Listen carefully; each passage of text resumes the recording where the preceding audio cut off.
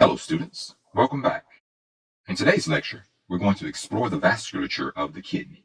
Let us bring back the right kidney we drew in the last lecture. Before getting started, I want you to realize that for most of the vasculature, arteries and corresponding veins are in the same location. For the sake of space and clarity, we will only draw the arteries in this lecture. In the next lecture, when we discuss the nephron, arteries and veins do not always correspond to one another.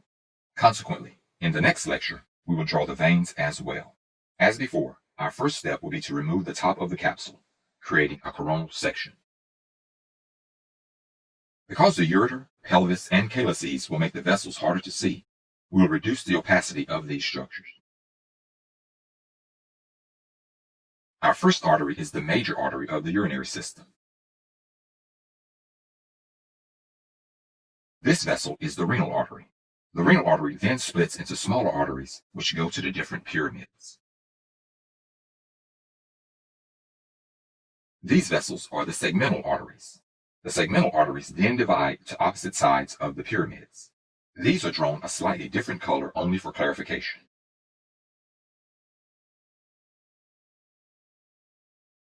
These vessels are the interlobar arteries. The interlobar arteries then curve over the pyramids.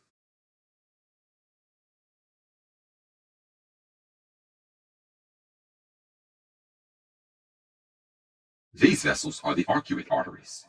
Originating from the arcuate arteries are smaller arteries projecting toward the capsule.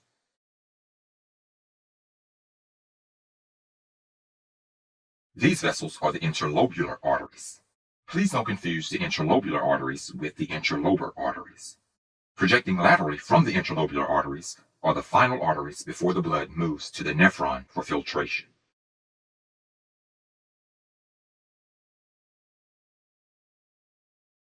These vessels are the afferent arterioles.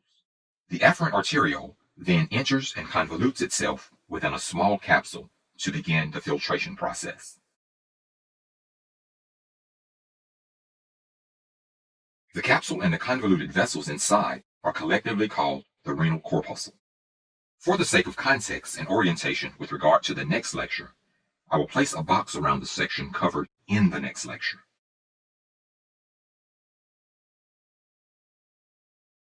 Shown in the box here is the section of the kidney we will discuss in the next lecture.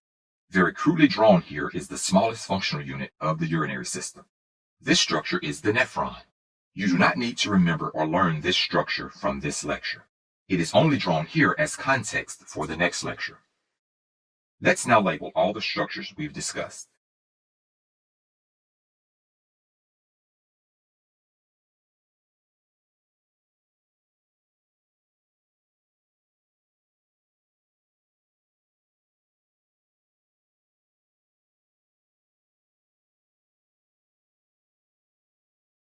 Shown here are the labels of all the structures which we have discussed in this lecture.